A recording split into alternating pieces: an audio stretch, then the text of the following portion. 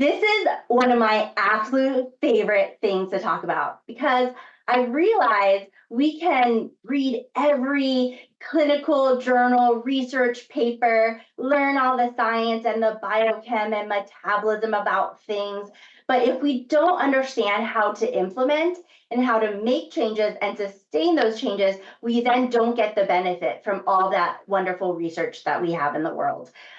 So this is really the purpose of today's talk. We're really going to talk about how do we do it? How do we make it happen? And how do we make it really sustainable? So I really want to start off and kind of lay some foundation and framework for our time together today.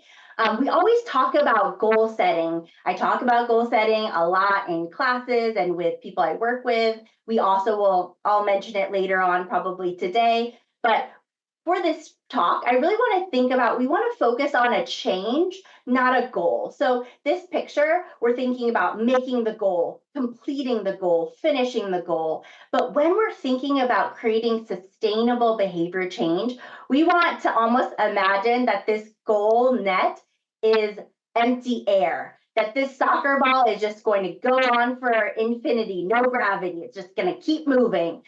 So we want to think about this talk around really making things that we feel comfortable sustaining and that they're at a level of doing that is sustainable. So whenever I think about a goal, I always think about there's a diet people like to popularize called the 30-day fix, for example. So you make these big changes in 30 days, and then the 30 days is up.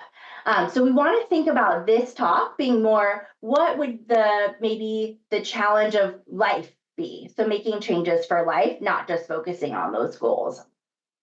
It's a little bit of a reframe. So I do like to kind of start off and really talk about that, because when we're thinking about moving numbers, perhaps like your cholesterol lipid number panel, we're thinking about moving our blood sugar numbers. There's a 90-day, 3-month average called a hemoglobin A1C. Just because we move that number for 3 months, then we want to sustain that lower number, more in range number for the future 3, 6, 9, 12 decades, right? We want to keep sustaining that. We don't want to just have a lower number for 3 months and then go back to what we were doing before. And this framework really helps us to understand what is a realistic goal and maybe what is not. So getting into the top 3 things, I think it's so much easier to think in terms of 3, right? So I wanted to kind of make these more buzzy words to really think about when we're making change, what can we run through in our brain? So we want to think about making it fun. We want to think about making it easy. And most importantly, we want to think about making it you. So customize it to yourself and your own preferences. Because I always think I have changes that I want to make for myself, health changes that I know myself the best. Other people have different sort of ways to know about each other. So really want you to be put your thinking cap on and think about what works best for you. And then I always love to bring an element of fun. I think that's so important. So I want to also kind of start and think about, as we go through this presentation, what are the changes that have been on your mind? So you want to have those in your brain as we're thinking about this. So maybe you recently had a visit with a provider and they said, oh, like your blood sugar is raising a little bit. Maybe that's why you're coming to the talk. Maybe you realize that it's harder for you to walk 10 minutes, 20, 30 minutes, whereas it hadn't been before. So there are a lot of different reasons, but we want to think about for you, what is the change you want to make? And then ask yourself these questions. Do you have the ability to make this change? So is this kind of the right season of life to make this change? Are you feeling already burnt out and overstressed? Maybe adding something new that's a really large goal, maybe not the right time. And that's also okay. We have a lifetime to make these behavior changes. So do you have the ability? Do you have the autonomy over the change? So are you somebody that has the ability to have the foods that you want in your house, or is someone else cooking foods or bringing foods or grocery shopping? How much autonomy do you have over this change? And then really just think about what's prompting this change. Was it a recent provider visit? Was it a loved one mentioning they've noticed something different about you? Was it something you've just felt internally that you really want to make a change? Do you feel like now leading into summertime is a better time for exercise? We've put the rain behind us, the poor weather. And that's something that's really prompting this change. So I think it's always important to kind of do some exploration, think about what is a change, and then hold that change as we go through all these different examples. And I really want this talk to be just full of examples and different stories to kind of highlight ways that might prompt you to think. Maybe that would work in your life, or maybe adapt it. I definitely wouldn't presume that the things that work for me or for the patients that I work with also work for you. So you have to also be creative today. So I wanted to start out with an example. And I've mentioned this example before. It's a recurring theme in my life, I think, so it keeps being relevant. So I've really realized that oftentimes I'm going to bed really late. And it's really affecting my ability to sleep and to be refreshed the next day. I wake up early for work. And so what I've really realized, and kind of the process that I've gone through with this, is to go to Google and Google like sleep tips. So the Sleep Foundation came up, seems very like an important evidence-based resource with 20 different tips, 20. And so I am a busy mom, and I saw 20 and I went, oh my goodness, I need one tip because I want to make this easy, right? If I try to focus on all 20, this is not going to be easy. This is going to be arduous. So I selected one tip, and the tip that I chose was to turn devices an hour off before trying to go to bed. So no TV, no social media, no phones, and try to do that. So I was like, okay, great. That's my tip. I'm going to implement that tonight. And so with that tip, the first night, I'm sure you all could guess, I was like, I'm just going to do it. So at 9 o'clock, phones, everything are going away, and I'm just going to make this happen, and everything's going to be smooth. It's going to be so easy. What happened the first night? If we were in the same room, I'm sure you all would be laughing because come 9 o'clock, my phone was still in my hands. I was going through social media. I was looking things up. 10 o'clock turned around, also still with my phone, watching a show, 11, 12. So definitely, I think you can know how that ended up. So I definitely didn't achieve my goal in any sense that first night. And so really I was like, okay, well, I could be really frustrated and give this up, but I really do need to figure out how to get more sleep. So I went back to the drawing board and I looked at that and I said, oh, like I still had access to my phone. Perhaps in this example, like maybe I could make that choice of not looking at my phone easier. And to make it easier, I decided to charge my phone in a completely separate room. And so I did that. The next night, I didn't have my phone at 9 o'clock. I went to bed and I had a lot better night's sleep.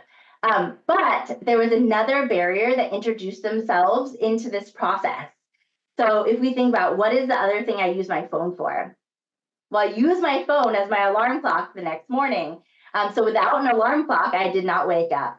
So I slept in, I think, like 30 or 40 minutes too late, and it was a crazy morning, and I was frazzled, and it was awful. So going back to the drawing board, I was like, okay, charging my phone in a different place, helpful. Not having an alarm clock or a way to prompt myself to wake up, not helpful. How could I resolve this? I bought an alarm clock for the side of my bed, so I didn't need my phone. And so just kind of, I wanted to highlight that full circle. When we sort of initiate a behavior change, oftentimes we think it's going to go a lot more smoothly than it actually does.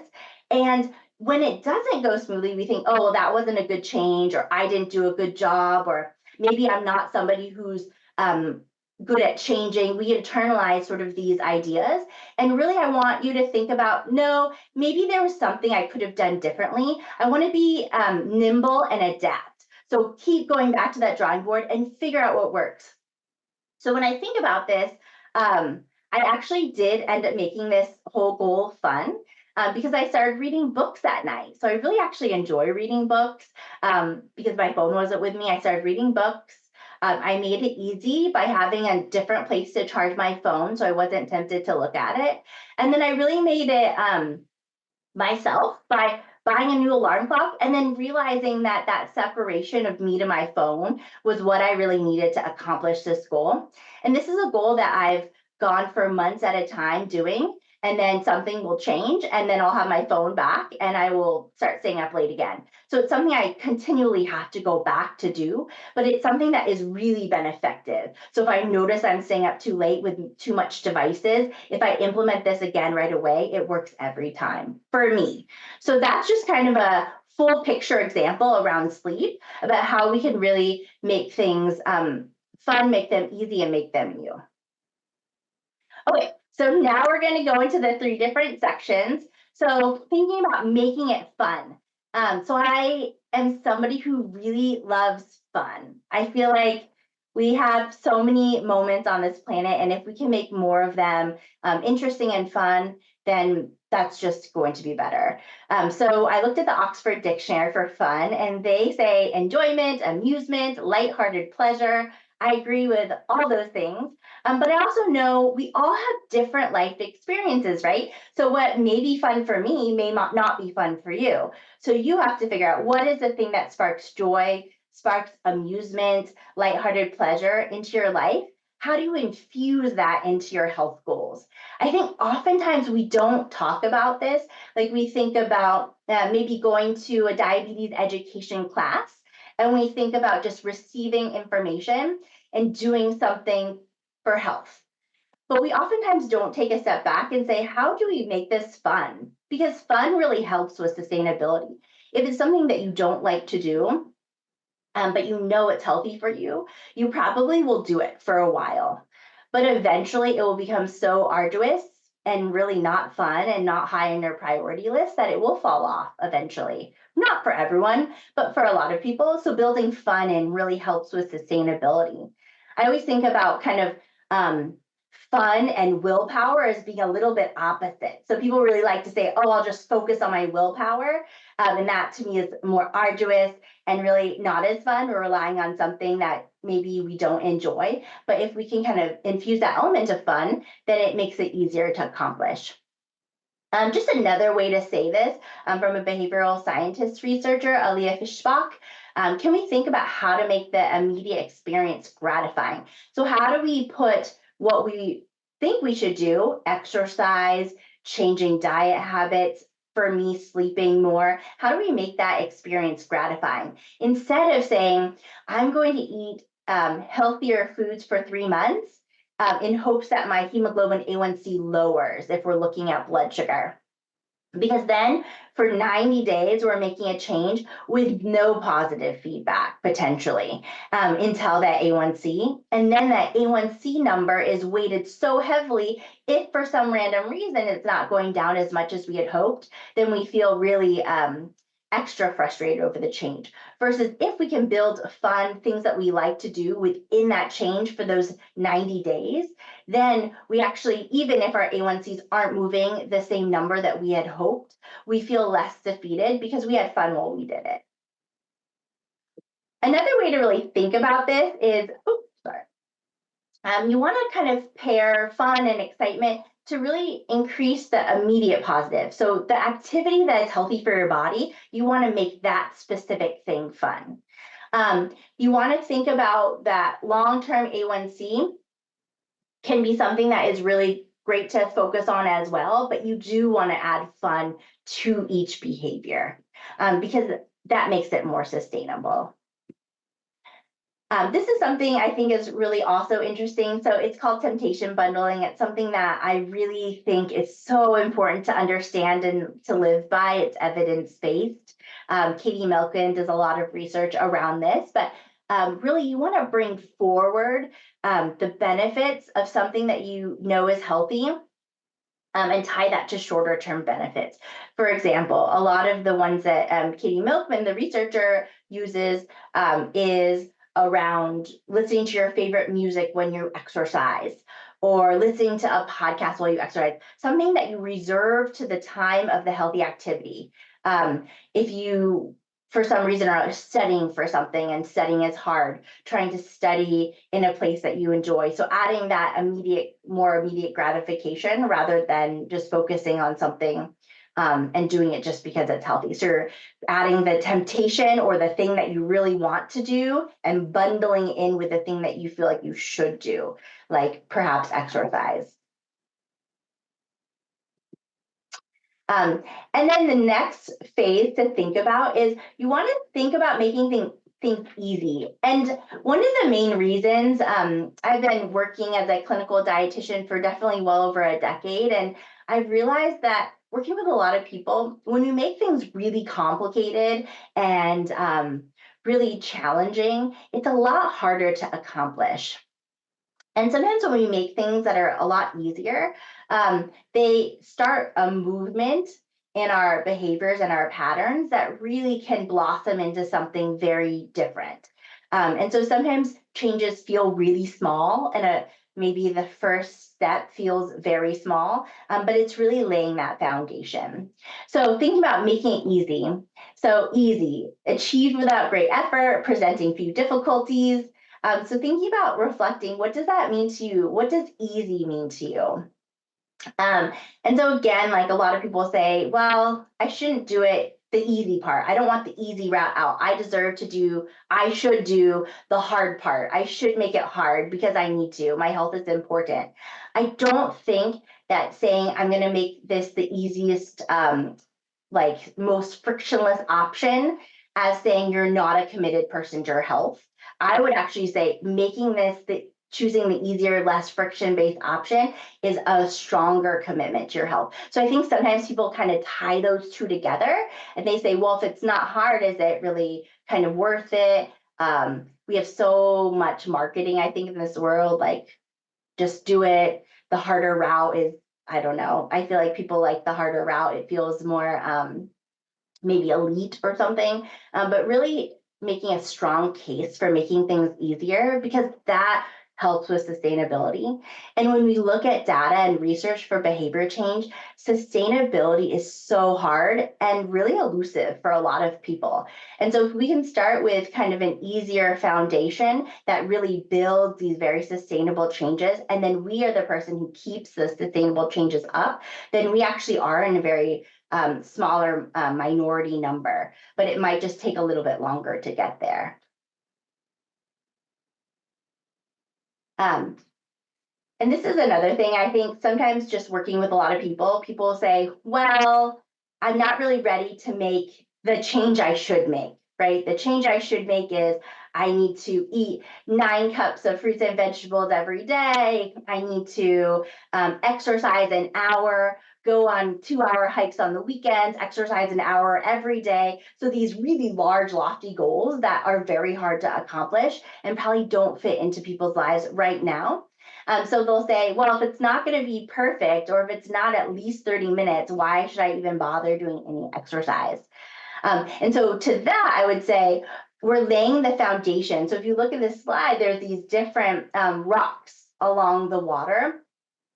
So every time we say, I'm going to place a 5-minute walk after breakfast, we're placing a rock down to hold time and space and awareness to potentially broaden that to 10 minutes, to maybe 15, maybe 20, maybe 30, perhaps not, but we're putting down these foundations and building them into our life. So I always think about we're trying to get to the other end of the river and keep walking. So we're putting these stones down to help us get there. So the first stone we put down isn't going to get us across the river, right? So to assume that we're going to walk 30 minutes at one time in the morning, in a busy, rushing morning already, it's just something that's not setting us up for success. So really thinking about what are these little steps that we can really take to make it easy, to lower the barrier to start. Starting is often the hardest thing. That really helps to bring awareness to maybe be able to build on that. I always think about changes are like scaffolding. So if anyone ever has seen a house and they have kind of like that wood scaffolding with roses or something going up it, there's all this mesh that the roses kind of climb, or cucumbers would climb, things like that. And when you're making a goal, you're sort of like really each foot, you're kind of climbing up. And at the end, you kind of get to the top and you've accomplished thinking about, oh, I'm meeting the 30-minute of exercise 5 days a week, but it doesn't start that way. You start at the bottom, you have to grow to the top. Whenever we think about making a change, that first slide I mentioned, you came to the talk thinking about what is the sort of reason, kind of why, like what's in your mind that you want to think about changing. Um, I want to acknowledge that we all live a full life already. So in this slide, like every little inch and spot and centimeter is full of puzzle pieces. It's all there. So we either have to replace something, substitute something. We have to think about how we reconstruct our life. Maybe we give some of our things that we do over to other people. We already live this full life. So when we make a change or a goal, if we try to make this 100% change or 180% change, often we're already living this life and it ends up not being very reasonable and really kind of doomed to not be successful. So another case on just why making it easy is really helpful. So if we think about maybe one of the smaller puzzle pieces in this picture, like that blue one or orange or yellow, kind of popping that out and saying, oh, could we automate that in our life or change that and then pop in a healthy change. We don't have to move a big puzzle piece, just start with a small one and see how we can replace as we go. But really acknowledging and being kind to ourselves, if we make a really large goal and it didn't work, we already are living a very full life. And so we're trying to work these goals into that life. I also think it's really good to make things easier to put cues into our environment. I've shared this before, but we have a big fruit bowl and I put a whole bunch of fruit and like veggies and carrots, things that are more heat stable, more during the winter, but probably in the summer too, in our fruit bowl. And by the end of the day, as a family, we really try to complete what's in that bowl to really make sure that we're putting forward and putting in our mind that we're getting those fruits and veggies in. So if it's not empty, then that is really what dinner is being made of. So we really try to, at the end of the day, as a family, try to finish those fruits and veggies. Trying to put things out at your front doorstep, like your exercise shoes or little exercise weights, or put shoes in your car. So if you have a 15-minute break between meetings and you're by your car, you can just do a quick walk, put your shoes on in your professional clothes and go for a quick walk, add it in. Thinking about like automating groceries. Some people really like to automate groceries and have that arrive on their doorstep, and that is a lot easier for them. I think that just kind of all these different cues in our environment really help to prompt and to remind us like, oh, I'm really trying to eat more fiber, more fruits and veggies. Bring it top of the mind versus if we hide all of our things in cupboards and cabinets, sometimes it's easier to forget. Or maybe even having like a meal plan and putting it on your fridge so you remember what you have so things aren't going bad. And all these different cues and tips, they're going to change. Like, for example, this winter, we put lots of fruits and veggies out on our counter all day, and we always passed by and made sure to eat them. And then as the weather's gotten warmer, we did that, and then we got fruit flies in my kitchen, and that was not good. And so we had to like reiterate and say, oh, when it's warmer, these fruits and veggies like are not doing as well on the counter. Like we're going to put them in clear containers in the fridge so we can still see them every time we open the fridge. They just may not be on our countertop anymore because we had to make a change. Thinking about highlighting spices, this is another thing that I did in my life, and I don't know, hopefully it helps someone. I realized I used to have this huge Costco-sized salt container. It was massive, probably like bigger than my head, right by where I would cook, right by my stove.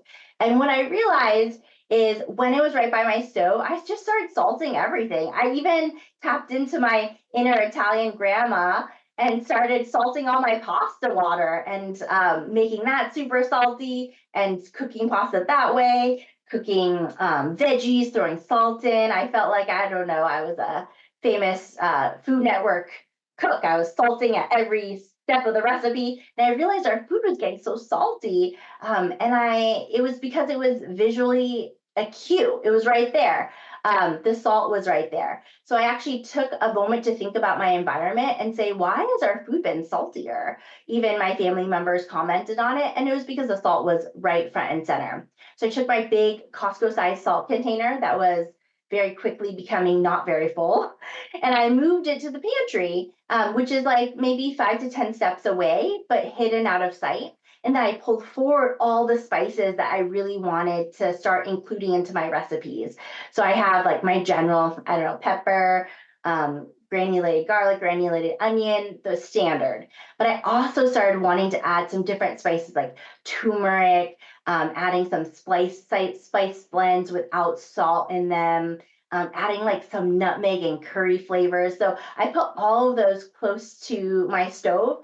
And lo and behold, I started adding those to the veggies that I was cooking. And we had such flavorful food that it started getting really a lot more interesting versus then just really salty food. So I think really what you put in your vision really is what will be utilized more. So really think about highlighting spices. If you're somebody who has really identified a high blood pressure, perhaps eating less salt could be a way to help manage that. Perhaps thinking about mindfulness, reducing stress. There's a lot of reasons for higher blood pressure, but salt can be something to also look at. So instead of salt, thinking about replacing with flavorful spices. And then really thinking about how do we sort of automate. So this also goes into making things easy. We have a lot of ways to automate grocery delivery. You can go to different apps and get the same types of deliveries. And if you want to eat more veggies, maybe you went to the cardiologist and they talked about increasing non-starchy vegetables, and you're like, well, that doesn't sound that fun. You can go through these lists of veggies and say, oh, I like broccoli. Let's add some of that. And then it arrives on your doorstep. So it makes it a lot easier than having to go to the store, get in your car, do all those different things. There are different farms that will do veggie deliveries. And so you get whatever seasonal and fresh, you support a local farm. Those can also be really interesting. And you can get to know the people growing the food, and that can kind of be part of fun and ease. When you're in the grocery store, thinking about walking to that produce section first and trying to see like, what do I need for my recipes this week? Do I have enough veggies to sustain the meals that I'm trying to make for this week?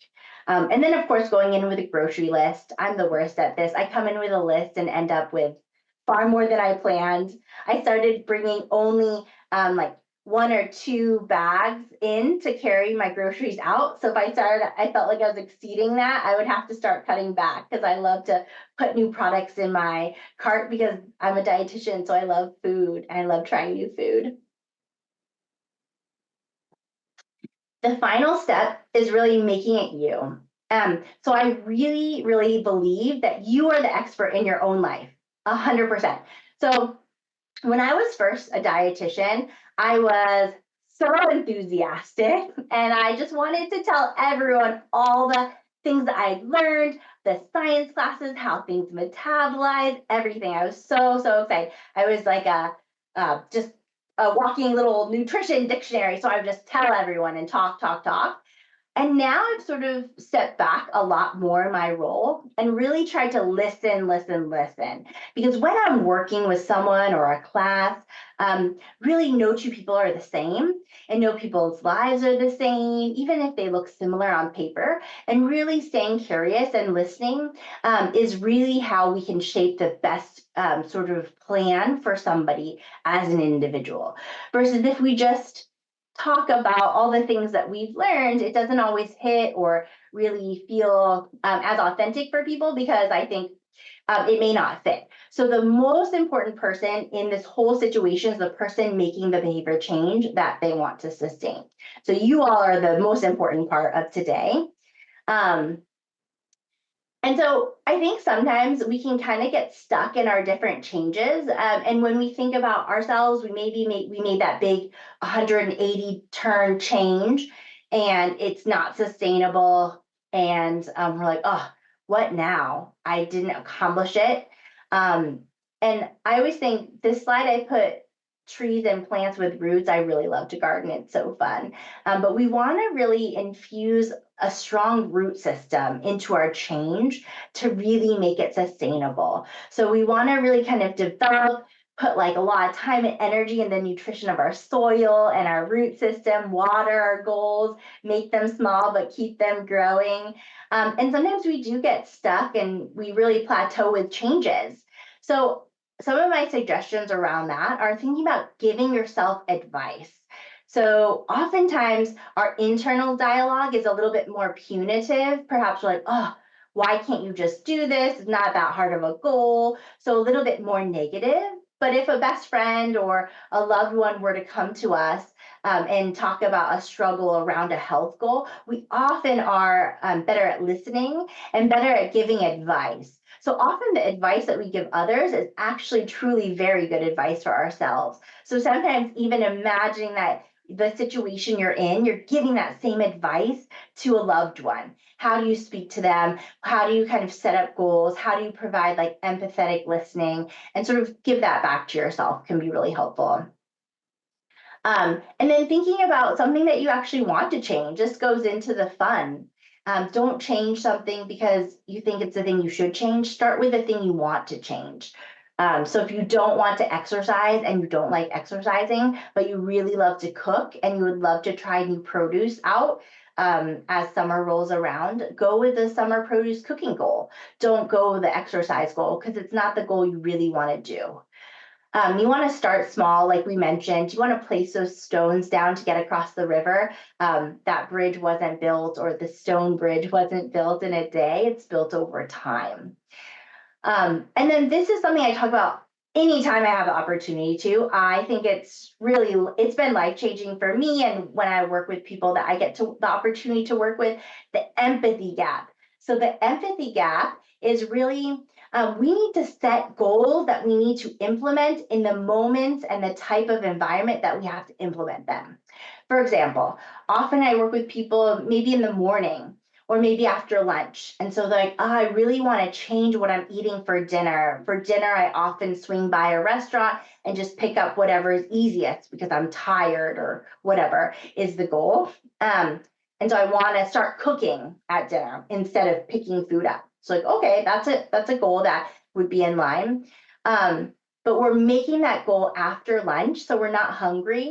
We don't have the stress and the pressure to get dinner on the table for a family or for ourselves. So we're not creating this goal in the environment that we're going to have to execute the goal in. So it's actually better to take this goal of wanting to cook or prepare food for dinner in the moment as we drive home, 4 o'clock, 5 o'clock. Think about what's realistic in that moment. Because oftentimes I'll work with people and they'll say, well, I'm going to do it every day. I'm like, how often are you doing it now? Like 1 day out of 7. Like every day. So from 1 day to 7 days, that's a big jump. And so we talk about that. And I think when we set the goal, when we're living the moment and the stress and people wanting food and everything, it really helps us to make the goal more meaningful and manageable. So that's the empathy gap. It's literally something that is, I think, so helpful because it also is kind to us, right? So if we're setting these goals and we're going to cook 7 days a week, for example, and then we go back to the drawing board when we have to live out that goal. And we say, oh, actually, when I'm hungry and people are texting me what's for dinner and I'm trying to figure it out and I don't have the groceries, it's not realistic to do that 7 days a week. Maybe I could start with 2, go 1 to 2 or 2 to 3, right? So then we feel really a lot more successful. A good way to sort of break that down. But another way to kind of make it more you, and only you can answer that question. Another way, if we feel like we're stuck with change and it's really hard, looking back and saying, what was I doing 6 months ago? Perhaps I've made a change that I didn't even realize. Maybe I've started walking more. Sometimes like phones will have step trackers and it will tell you, oh, you walked more this last like month than you did the prior month this last year. So kind of looking for those little tidbits and say, oh, there is progress. Sometimes it's slow and harder to track, but kind of looking back. Also building back on past changes. So if you had a change before and you're like, oh, I did do that before, like in my sleep example, I've done and had better sleep and put my phone away previously. I get in ruts where I go back and I know that I can do it again because I've done it in the past. So I gain motivation through that. And I've learned through what works for me and what doesn't work for me. So really explored that and gone back to that drawing board in my example at least twice. I'm sure I've gone back more than that, but definitely thinking about what works for you. And then really acknowledging that change is not linear. A lot of people that I work with really want to lose weight. I think it's just a hot topic in general, but weight loss or any type of change, adding in exercise, it's not you commit to it and then it's just gonna be smooth sailing and just keep going. It like ebbs and flows, especially like weight, for example, ebbs and flows. And we don't wanna be so attached to a number. We actually wanna be really attached to our behavior change. So if we align with what we're doing as an action, it's almost like the scale and the number really aren't very relevant because we know when we do these healthy actions, numbers will follow, but we don't want to measure the action based on the number. There are a lot of things that affect our weight. So if we tie those so tightly together, it can be really frustrating. We want to tie it to just the action. And then thinking about like when we encounter barriers, like something someone was talking to me about today. They had a week where they followed the plan with being active and they were cooking more fruits and veggies and doing all these things and their weight didn't move. And so I was talking about let's separate those things and really think about you tried 4 new recipes this week and you found 3 of them that were delicious. One you're not going to make again. That's like such a good celebration within that moment. So tying those things separate, really thinking about what is our self-talk? Is it self-talk that's less helpful, or is it self-talk that's more helpful, more helping us to make change? I don't think that our self-talk always has to be like so cheerleady. It just depends on our personality, but I do think self-talk wants to be action focused. So we want to think about how do we keep moving ourselves forward? And when we do encounter barriers, how do we sort of respond to those? Do we say barriers are normal? It's normal for things to come up and things to be tricky and challenging. Or do we say, I shouldn't have any barriers, like something must be wrong. So hopefully we say the first. Barriers are very normal. Life is busy and full of surprises. That doesn't mean we're not on the right path. So we can keep moving. So we really want to also align the action with our expected outcome. So what do I mean by this? So there's so many buzzwords about, I don't know, sleep this long or walk 10,000 steps or 28 days to habit, all these different things. Some are probably more myth-based and have been refuted by science, and some things are maybe a little bit more true, and some are just really very random. Someone just decided to start talking about it and people picked up on it. So really thinking about for you, like what is that outcome that you do want, and do you want to align the action into that? So I had just talked a lot about like trying to separate weight from your actions, but you do want to align the actions that you're doing, that if your goal eventually is to see some weight loss, to think about those as goals that will align into that. For example, really building into walking. Walking tends to be a little bit more weight neutral, really great for our heart, really great for our blood sugar, really great for our overall body health, great for our blood pressure. A 30-minute walk isn't often enough to really provide that weight loss that people are looking for. So thinking more, what are you doing? Maybe snacks after night, after dinner, those types of things. How do we kind of implement changes around that to align more with that expected outcome? Because it can be so frustrating when we make all these changes, but they don't yield the outcome that we want, and it can be frustrating.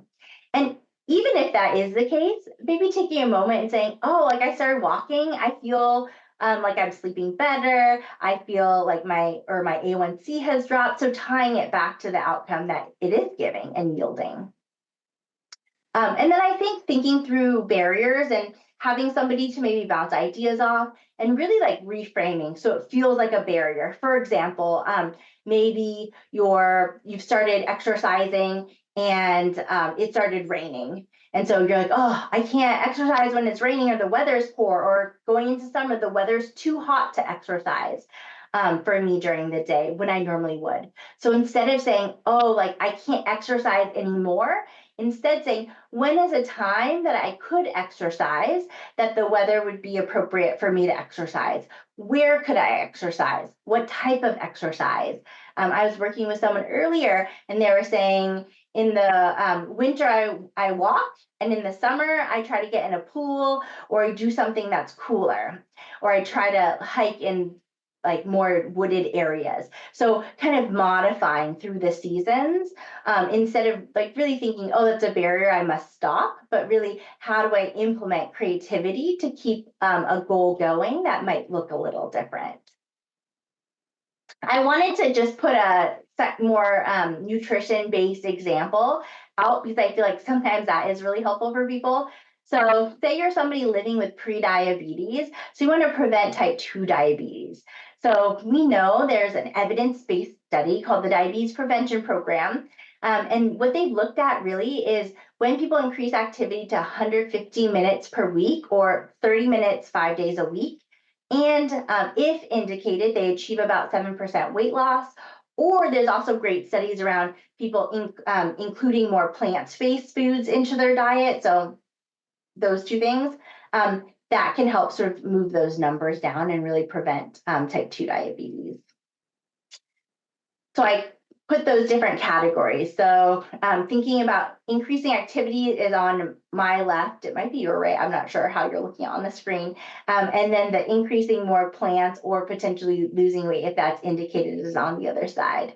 So to go through making it fun, I feel like I should have added confetti to this slide or something. To add more activity, you could maybe have a dance class. You could walk with loved ones, catch up with people you haven't gotten to talk to. You could listen to a podcast. I'm a huge fan of podcasts. You can learn so many fun things. On the other end, if you want to add more plants to your diet, you could try a new veggie recipe. At home, you could think about maybe going to a farmer's market and just finding a new vegetable that you've never tried, or fruit, or maybe looking for specific colors, like going to the farmer's market and saying, we're going to find like 4 red things today to try to bring home and eat, can be really fun. Thinking about fueling more in the daytime. Often, a lot of my conversations recently, people have been really delaying eating. And then by the time they are eating in the middle of the day, they're so hungry and their bodies are trying to make up extra calories later. So in the end, they still eat more. So I always try to reframe and think about, how do you make it fun? How do you think about a really fun way to fuel your breakfast or your snack or your lunch? And so eat more earlier and less later at night. So I was saying fuel when you need it, less fuel when you don't need it, which is for sleeping. Something about maybe cutting out extra snacks, probably less fun, but I think if we reframe it and say, I'm going to have really fun fuel earlier in the day, that kind of helps to reframe that a little bit. Having fun tea, like mint tea at night instead of a snack, for example, starting a hobby at night, something that might be fun instead of eating and snacking. Maybe you snack every time you watch TV at night, maybe a couple nights a week not watching TV, so breaking sort of that association. Perhaps like gardening, something to make things fun. So in this instance, making it easy. So adding more activity, the 150 minutes, bringing shoes with you, adding 10 minutes of walking after meals, parking farther away. So building the activity into your day. Anything 10 minutes or greater counts towards that 150 minutes.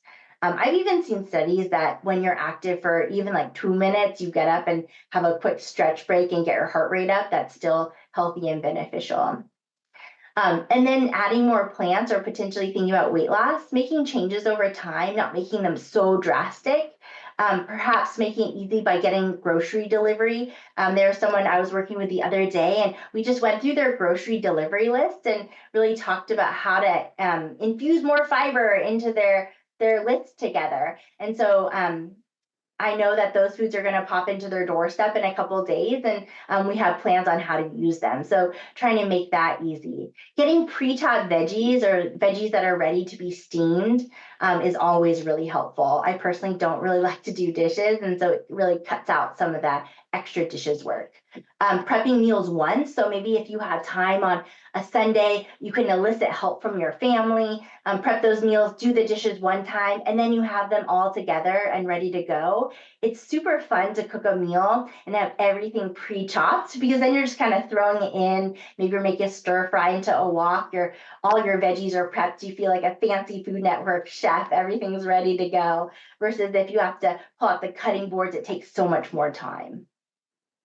And then finally, make it you. I don't have a lot of suggestions for this in this instance, because really it's what fits into your life. And then again, highlighting the smaller changes make the bigger changes over time. And only you can really figure out what that means for yourself. I just wanted to go over a couple more slides and then I'll take questions, but barriers to sustainability. So I think sometimes we will say, well, I really want to do the healthiest. Like people will come and say, what's the healthiest veggie or fruit? And that's all I'm going to eat. And really, I don't think there's an answer to that, because we do need variety. Our body needs vitamins and minerals and different fiber types from all different fruits and veggies, but there's not really a healthiest veggie per se. And when we get into that mindset of the healthiest veggie, then we can sometimes get into the opposite mindset of, oh, I'm not eating the healthiest, I might as well not do it. So we just want to start adding in veggies and produce. That mindset of no pain, no gain. So through this talk, I really hopefully have laid out a path to really not make changes very painful, make them less frictionful, because I think that's what helps with sustainability. Having a fixed mindset can really get in the way of us. Like, I'm not a healthy person, I have poor genetics, things like that. Like really internalizing those messaging, because it really, when we internalize that or think that, it makes it really hard for us to step out and create changes. Right? So we all have different genetics, but we also all have the ability to overcome and make changes. And all of our bodies start at a different place, but the healthy behaviors really can make an impact on anyone. Versus a growth mindset, like I can change my health status, I can work on the progress, things like that. And then having an end in sight, like this goes with the goal at the end. So we want our net to be air, not a net. So having an end in sight, I'll eat this way just till Thanksgiving, or I'll eat this way till I get my my birthday party in the summer or something like that. We really want these to be so sustainable that you're like, I'm just going to enjoy these for life. And I think that's really helpful. And then I did mention this, like challenges to health goals. We do really want to think about Leah Fishbach and what she mentions, like how to make that really experience immediately gratifying. How do we temptation bundle with Katie Milkman and really make the changes fun in and of themselves instead of waiting for that delayed improvement. And so with that, I'm happy to take questions. Thank you all so much for coming and listening. It's really one of my absolute favorite topics to talk about, because I think it's so very important. How do we actually do this? So hopefully I was able to lay that out today or give some ideas. You did. And you are so good always at framing things in a way that make them doable. So thank you. And you have the funnest slides. Oh, thank you so much, Michelle. That makes me so happy. Oh, yeah. So just a reminder, put your questions in the Q&A if you had any. And thanks for everybody who pre-submitted too. I think we'll start with how do you successfully add new, healthier meals to your cooking repertoire? And I personally will add on that if maybe you had a great resource you would suggest to get ideas for those healthier meals. Yeah, well, it depends on how much time you want to devote to this. I actually really love going by seasonal. And so I'll say like seasonal veggie Bay Area and search it. And then say, oh, like these are seasonal, like peas and green beans, some carrots, artichokes, things like that. And then I'll go, which one sounds really good out of that? Green beans. Okay. And then I'll search a recipe for green beans and I'll start like adding those in. So I think that's maybe one suggestion. I think if you're somebody who really enjoys cooking, doing some recipe searches, getting some even fun recipe books. The Health Library has so many. I was looking at them the other day. They're amazing. They have ones geared towards plant-based eating, more, I don't know, like even French and Italian cooking. So you can even peruse a library so you don't have to buy it and just look at what kind of catches your eye. But I always think when I'm putting together a meal, like what veggie am I putting? Because I think when we're trained, we always think what protein or meat first, maybe. But I always think, oh, like let's build a plate around veggies. So I feel like those are some suggestions, but do what makes you happy. And I feel like if you don't like to cook as much, I would try to outsource that. If there's somebody else in your life who really likes to meal plan and prep, then I would say that's a great opportunity for them to do that. Thank you. And thanks for plugging the health library. I go every day I'm at work. On Thursdays, I pop in and look at all of your cookbooks. Let's see. Okay, somebody would like to know where to begin. How do we start? Yeah, I think you have to kind of look in and say, what do you want to do? Like what sparks even the faintest inkling of interest, right? And so maybe your doctor's saying it's time to really think about exercise. You're like, oh, exercise doesn't sound that fun. Does exercise not sound that fun, but maybe a water aerobics class does? Or walking doesn't sound fun, but maybe gardening. Maybe this is the first year you plant a veggie garden. And so you're digging holes and you're weeding. That's great exercise. So thinking outside the box, I think is a great place to start. And then like in your heart, what sparks a little like, oh, interest, a little interest. And then I would run with that. Because we can always build more to the healthy behavior change over time, but start with like what adds that spark with what you want. Thank you. And also this, you probably kind of answered this already too, but how do we stay consistent? So once we get started, keep going. That's a great question. So for consistency and sustainability, things can disrupt that, right? So say we go on a holiday, like a vacation, and we come back to the house with no food left, right? We are meal prepping and we're in this routine. It was great. We were walking as a family after our meal prep meals. It was awesome. We come back from holiday. We have no more foods. We're tired. We're jet lagged.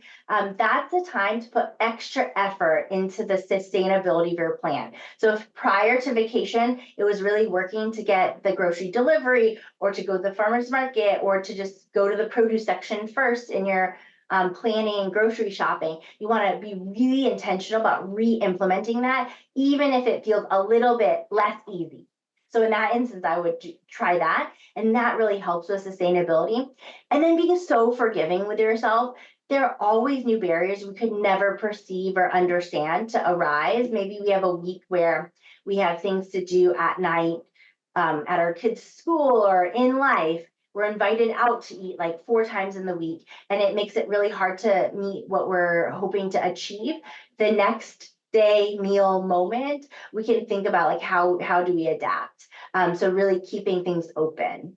I always think goals. If we set goals and our fists are really tight, it's like I have to do this goal and there's no flexibility in it. It really doesn't yield a lot of benefit. But if we have like a really more openness around it, open hands, and say, oh, we're flexible in it, we're still going to get to the end of the road. I think that really helps with sustainability, being less like intense about it and more forgiving. Great. We're going to spin off with the sustainability into exercise and building a reward in there. Can you get the sustainability by having the reward kind of built in the exercise, or is it okay if you give yourself the reward later afterwards? Oh, yeah, that's an interesting thought. I prefer like making the building into the exercise, like the music or the podcast or going to Aquafit. I have some patients who love Aquafit and have such a community there, finding your community. I like that. But I think if there's something like maybe you go and you exercise and then you meet a friend for a tea after, and it's kind of on your way home, or say you're walking to a farmer's market and the benefit is the market and enjoying all the beautiful sights and smells of the market. I think that's also fine. Really what works for you. That's great. You know, when you were talking about building the rewards, and it reminded me I've been walking in the mornings and I've been able to keep it going because I see dogs in my neighborhood and I'm like, oh, that's the reward in there. Yeah, and that is temptation bundling. you're enjoying your environment and seeing dogs, and you're starting your day off with a smile. I think that's great. And I like too, Michelle, it doesn't have to be so big. It might just be you're walking in your neighborhood and you just kind of have this spontaneity of just seeing like cute dog, right? It doesn't have to be this big investment of something, but finding the joy, I think, is great. Yeah, it is. Somebody had a question about, well, you had that great thought about drinking the mint tea. Somebody was asking about green tea. I think before bedtime, I think the concern was around caffeine. And do you have any thoughts about green tea at night? Yeah, they have decaffeinated green tea. They just take the caffeine out of the leaves. You can do that, or you could do like a chamomile tea, or like a more spiced uncaffeinated tea, something like that. I always think about nighttime, not trying to get caffeine in as possible. Caffeine, even though green tea is like a moderate caffeinated tea, caffeine does tend to stay in your system like 6 to 8 hours. It was actually an RD question on the RD exam. How long does caffeine stay in your body? Yeah, I remembered it decades later somehow. I feel like it's relevant in my life, but it's dose dependent. So you do higher doses, it stays in longer. Yeah, okay. I didn't even think of the decaf. Good thought. This one is a little more specific, but somebody was interested in knowing why their glucose is higher later in the morning, even when they're fasting. Yeah, this is such a great question. It comes up so often, actually. So often we'll test blood sugar at night, and then in the morning we'll test. I'm like, why is blood sugar higher? I didn't sleepwalk and eat and go to the fridge. I'm certain of it. What happens is in our body, we have kind of this more intricate system to regulate blood sugar. And so we have this ability to put out sugar from our liver. So our pancreas puts out lots of different hormones, but these two, insulin, when insulin goes out, it suppresses and helps to store sugar that we eat. And then this other one called glucagon. So glucagon goes to our liver and tells our liver to release these big kind of, we call them like polymers or like strings of glucose. It breaks it off and it re-releases it. And so what happens is when we're living with prediabetes or diabetes, that system sometimes will overact. So overnight, the body will actually be releasing sugar from the liver, and thus like making us wake up with higher numbers, even though we weren't putting carbs in. Another thing is if we eat a really high fat meal, like I always think about like a steakhouse meal with carbs, sometimes the delayed gastric emptying, how long it takes to digest, can be like 9 hours. But I think mostly it's from the glucagon is higher in the morning. Exercise can help with that too. Like exercise in a day can help lower that. Exercise tends to have a residual effect on blood sugar for up to 24 hours. So I feel like if you're seeing that, you could talk to your doctor. There are medications that can help. There's exercise that can help. Make tweaks with diet. So a lot of things. Thank you. Somebody just submitted something saying that you had great tips and that they love the idea of creating a change as opposed to a goal. So thank you. Yeah. That makes me so happy. Yeah, I think we'll go ahead and I think that's the end of the questions. But I wanted to thank you for sharing all this great information. I want to thank our audience for all your questions submitted ahead of time and during the lecture. If you need any other health information in the future, please contact Stanford Health Library. And we hope that you will join us again for one of our upcoming lectures. Thanks again, and thank you, Leah. Thank you. Bye. Bye.